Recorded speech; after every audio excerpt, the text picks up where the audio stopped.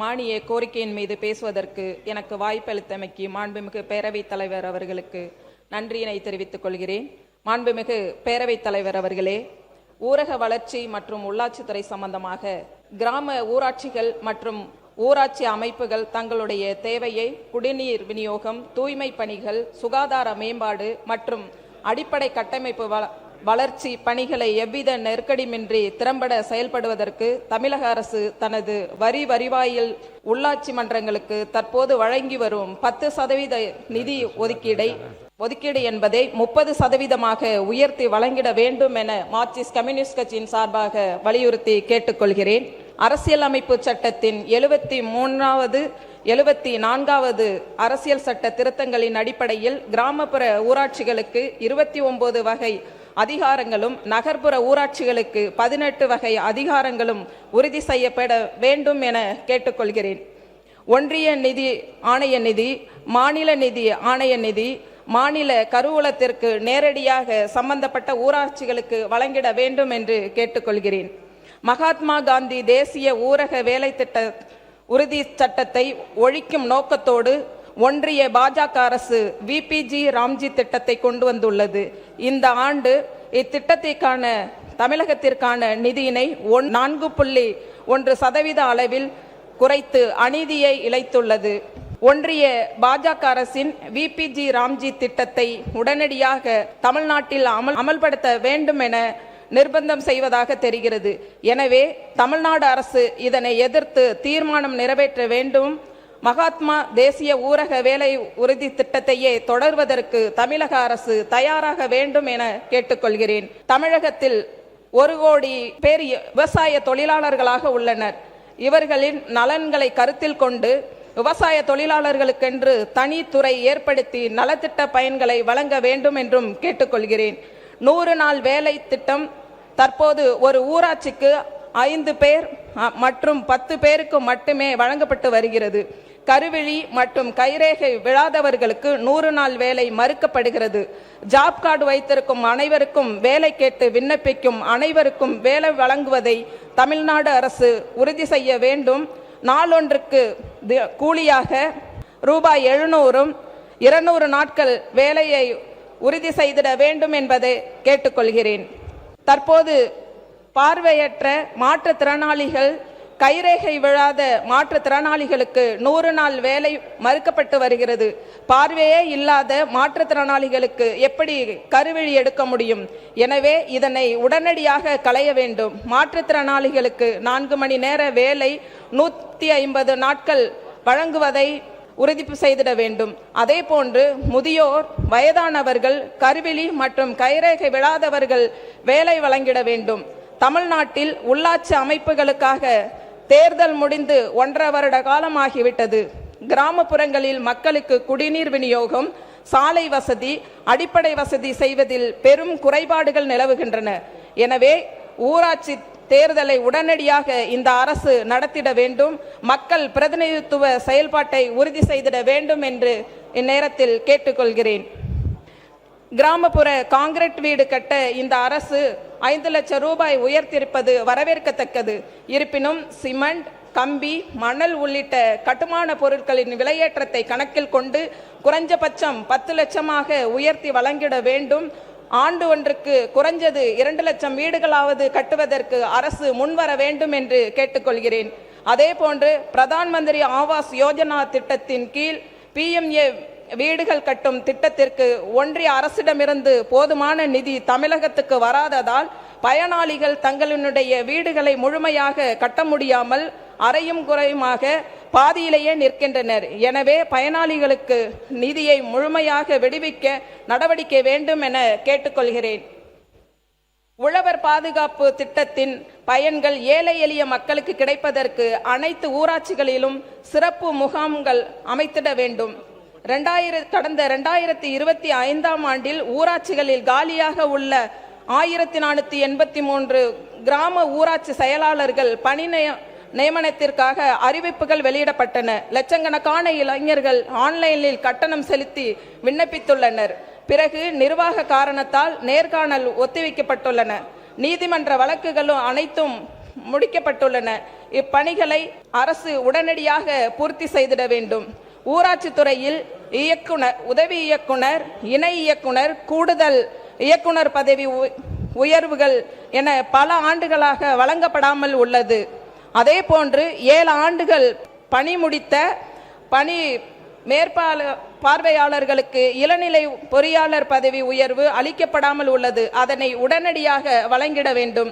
கிராமப்புற ஊராட்சிகளில் மக்கள் தொகை எல்லை விரிவாக்கத்திற்கு ஏற்ப புதிய தூய்மை பணியாளர்கள் பணியிடங்களை உருவாக்கி நிரந்தர பணி அடிப்படையில் கூடுதலாக நிரப்பிட வேண்டும். கிராமப்புற பஞ்சாயத்துக்கு திடக்கல்வி மேலாண்மைக்கு கூடுதல் நிதி ஒதுக்கிட வேண்டும் என்று கேட்டுக்கொள்கிறேன். கிராமப்புறங்களில் தனிநபர் கழிவறைகள் கட்டுவதற்கு 12,000 நிதி வழங்குகிறது. இந்த நிதியை வைத்து ஏழை எளிய மக்கள் கழிவறைகள் கட்டுவது சாத்தியமற்றது. எனவே தனிநபர் கழிவறைகள் கட்டுவதற்கு 12,000 ஒரு 50,000 உயர்த்தி வழங்கிட வேண்டும் என்று கேட்டுக்கொள்கிறேன். மேல்நிலை நீர்த்தேக்க தொட்டி ஆபரேட்டர்கள் பணியிடமும் பெருமளவு காலியாக உள்ளது. இதனால் ஊராட்சிகளில் குடிநீர் விநியோகமும் கடுமையாக பாதிக்கப்படுகின்றன.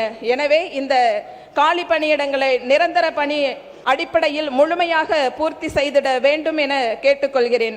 ஊராட்சி துறையில் காலியாக உள்ள ஈப்பு ஓட்டுநர், பதிவறை எழுத்தர், அலுவலக உதவியாளர், இரவு காவலர் பணியிடங்கள் உள்ளிட்ட அனைத்து பணியிடங்களும் நிரப்பப்பட வேண்டும். நீர்வளத்துறை சம்பந்தமாக தமிழ்நாடு முழுவதும் நீர்பிடிப்பு பகுதிகளில் வாழும் ஏழை எளிய மக்களுக்கு உரிய இடமாற்றம், உரிய மாற்று இடம், வீட்டுமனை பட்டா, இவர்களின் குழந்தைகளினுடைய கல்வி, வேலைவாய்ப்பு மற்றும் அடிப்படை வாழ்வாதாரத்தை உறுதி செய்யாமல் அரசு அவர்களை வெளியேற்றுவது நடவடிக்கையினை கைவிட வேண்டும். இவர்களின் வாழ்வாதாரத்தை பாதுகாக்க வேண்டும். தமிழகம் தனது குடிநீர் மற்றும் விவசாய தேவைக்கு பருவமழையையும் நிலத்தடி நீரையும் மட்டுமே நம்பியுள்ளது. அதனால் முறையான சேமிப்பு இல்லாததால் கிடைக்கும் மழைநீர் பெரும்பகுதி கடலில் கலந்து வீணாகிறது. எனவே தண்ணீரை திறம்பட சேமிக்கவும் எதிர்கால பற்றாக்குறையை தவிர்க்கவும் ஒரு வலுவான நீர் மேலாண்மை கொள்கையை இந்த அரசு உருவாக்கிட வேண்டும் என்று கேட்டுக்கொள்கிறேன். நிலத்தடி நீரை சேமிப்பதற்கு காவேரி, கொள்ளிடம், தென்பெண்ணை, பாலாறு மற்றும் ஆகிய ஆறுகளின் குறுக்கே புதிய கதவணைகள் கட்டித்தர வேண்டும். நீர்பிடிப்பு பகுதிகளில் புதிய ஆழ்துளை கிணறுகள் அமைத்திட வேண்டும். காவிரி படுகை பகுதிகளில் உள்ள வாய்க்காலில் அடிப்படையில் போடப்பட்டுள்ள சிமெண்ட் தளங்களை நீக்கிட வேண்டும். குறுவை சாகுபடி இல்லாததால் டெல்டா மாவட்ட விவசாயிகளும் விவசாய தொழிலாளர்களும் வறுமையில் வாடுகின்றனர். எனவே விவசாயிகள் அனைவருக்கும் ஏக்கர் ஒன்றுக்கு குறைந்தபட்சம் 15,000 விவசாய தொழிலாளர்கள் வேலையின்றி தவிக்கும் விவசாய தொழிலாளர்களுக்கு குடும்பத்துக்கு 10,000 நிவாரணம் வழங்கிட வேண்டும் என்று மார்க்சிஸ்ட் கம்யூனிஸ்ட் கட்சியின் சார்பில் கேட்டுக்கொள்கிறேன். இக்கோரிக்கையை வலியுறுத்தி நாளைய தினம் நாகப்பட்டினத்தில் எங்களுடைய கட்சியின் தலைமையில் விவசாயிகள் சங்கம் போராட்டம் நடைபெறுகிறது. எனவே மாண்புமிகு முதலமைச்சர் அவர்கள் டெல்டா மாவட்ட விவசாயிகளுக்கு நிவாரணம் வழங்கி அவர்களுடைய வாழ்வாதாரத்தை பாதுகாத்திட வேண்டும் என்று கேட்டுக்கொள்கிறேன். நந்தன் கால்வாய் திட்டம் என்பது தமிழ்நாட்டின் திருவண்ணாமலை மற்றும் விழுப்புரம் மாவட்டங்களில் உள்ள சுமார் 120 கிராமங்களை விவசாயம் மற்றும் குடிநீர் தேவைகளை பூர்த்தி செய்ய ஆங்கிலேயர் காலத்திலிருந்து உருவாக்கப்பட்ட 200 ஆண்டுகளாக பழமையான நீர்ப்பாசனத்தை திட்டமாகும். இத்திட்டத்தை விரைந்து முடித்திட வேண்டும் என மார்க்சிஸ்ட் கம்யூனிஸ்ட் கட்சியின் சார்பாக கேட்டுக்கொள்கிறேன். கோவை, திருப்பூர், ஈரோடு மாவட்டங்களும் விவசாயிகளும் முழுமையாக பயன்பெறும் வகையில் அத்திக்கடவு அவிநாசி திட்டத்தின் 2ஆம் கட்ட திட்டத்திற்கு அரசாணை விடுபட்டுள்ள குளங்கள், ஏரிகளை நிரப்புவதற்கு அரசு உரிய நடவடிக்கைகள் மேற்கொள்ள வேண்டும். நீர்வளத்துறை சார்பில் தமிழகத்தில் பருவமழைக்கு முன்பாக ஒவ்வொரு ஆண்டும் பெரிய ஏரிகள், குளங்கள், வரத்து வாய்க்கால்கள் ஆகியவற்றை தூர்வாருவதை உறுதி செய்திட வேண்டும். புதுக்கோட்டை, ராமநாதபுரம், சிவகங்கை, தூத்துக்குடி, விருதுநகர் ஆகிய மாவட்ட மக்கள் பயன்பெறும் வகையில் காவேரி, வைகை, குண்டாறு திட்டத்திற்கான பணிகள் இதுவரை 10 கிலோமீட்டர் மட்டுமே நடந்துள்ளன. இந்த ஆண்டு 150 கோடி மட்டுமே ஒதுக்கப்பட்டுள்ளது. இது போதுமானது அல்ல. எனவே இத்திட்டத்திற்கான மொத்த நிதியையும் ஒதுக்கி பணிகளை விரைந்து முடித்திட வேண்டும் என்று மார்க்சிஸ்ட் கம்யூனிஸ்ட் கட்சியின் சார்பாக கேட்டுக்கொள்கிறேன். இத்திட்டத்திற்கு ஒன்றிய அரசிடமிருந்து ஒரு ரூபாய் கூட இன்னும் வரவில்லை.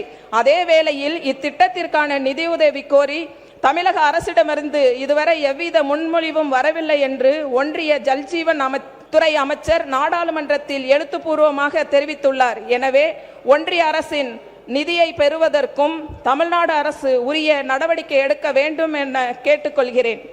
அடையாறு ஆற்றில் கழிவு நீர் கலப்பதை தடுப்பதற்கு பட்ஜெட்டில் அறிவித்தபடி அடையாறு ஆறு சீரமைப்பு திட்டத்தை விரிவான திட்ட அறிக்கை தயாரிக்கப்பட்டு பணிகளை துவங்க வேண்டும் என்று கேட்டுக்கொள்கிறேன். தருமபுரி மாவட்டம் தொடர்ந்து வறட்சி இலக்காக வரும் ஒரு மாவட்டமாகும். காவேரி உபரி நீர் திட்டத்தை செயல்படுத்தி மாவட்டத்தில் உள்ள 600க்கும் மேற்பட்ட ஏரிகளில் நீர் நிரம்பி நிலத்தடி நீர்மட்டத்தை மேம்படுத்த நடவடிக்கை எடுக்க வேண்டும். அரூர் பகுதி மக்களின் நீண்ட நாள் கோரிக்கையான சென்னாக்கல் மற்றும் கல்லாறு அணைக்கட்டு திட்டத்தை நிறைவேற்றிட வேண்டும். தென்பெண்ணை ஆற்றில் வெளியேறும் உபரி நீரை தூள்சட்டி ஏருக்கு கொண்டு செல்ல வேண்டும். மொரப்பூர், கடத்தூர், பாலக்காடு, பெண்ணாகரம், தருமபுரி, நலம்பள்ளி வட்டங்களில் உள்ள ஏரிகளில் நீரை நிரப்பிட நடவடிக்கை எடுக்க வேண்டும். சுற்றுலா மற்றும் கலை பண்பாடு பேரவைத் தலைவர் அவர்களே, கீழ்வளூர் தொகுதி வெள்ளையாற்றில் ஒரு படகு சவாரி அமைத்து தர கேட்டுக்கொள்கிறேன். கன்னியாகுமரி மாவட்டம் திருவாட்டார் ஒன்றியம் அருவிக்கரை பகுதி சுற்றுலா தலமாக மாற்ற வேண்டும். எனது கீழ்வளூர் தொகுதியில் வேளாங்கண்ணி ஆலயம் உலக பிரசித்தி பெற்ற ஆலயமாகும், சுற்றுலா தலமும் ஆகும். இந்தியா முழுவதும் உலகம் முழுவதும் ஏராளமாக சுற்றுலா பயணிகள் வந்து போகின்றனர். அங்கு ஏற்படும் வாகன போக்குவரத்து நெருக்கடியை விரைந்து சரி செய்ய வேண்டும். சுற்றுலா பயணிகள் வருவதற்கு ரயில் போக்குவரத்து மிக குறைந்த அளவிலேயே உள்ளது. எனவே தமிழக அரசு ஒன்றிய அரசிடம் வேளாங்கண்ணிக்கு கூடுதலான ரயிலை இயக்குவதற்கு நடவடிக்கை எடுத்திட வேண்டும். கீழ்வளூர் தொகுதியில் ஒரு மினி ஸ்டேடியம் அமைத்து தர வேண்டுகிறேன். காமேஸ்வரம் தெற்கு ஆணையின் தோப்பு மீனவ கிராமத்திற்கு மீன்பிடி வலைப்பின்னல் கூடமும் கடல் உபரி நீர் வடியும் வடிகாலில் ஒரு பாலமும் அமைத்து தர வேண்டும். கீழ்வளூர் தொகுதியில் இயங்கி வரும் தீயணைப்பு நிலையத்திற்கு சொந்த கட்டிடமில்லை, வாடகை கட்டிடத்தில் இயங்கிக் கொண்டிருக்கிறது. எனவே புதிய கட்டிடம் கட்டித்தர கேட்டுக்கொள்கிறேன். கிராமப்புற பகுதிகளுக்கு தீயணைப்பு வாகனம் செல்வதற்கு ஏதுவாக சிறிய ரக தீயணைப்பு வாகன வழங்கிடவும் கேட்டுக்கொள்கிறேன்.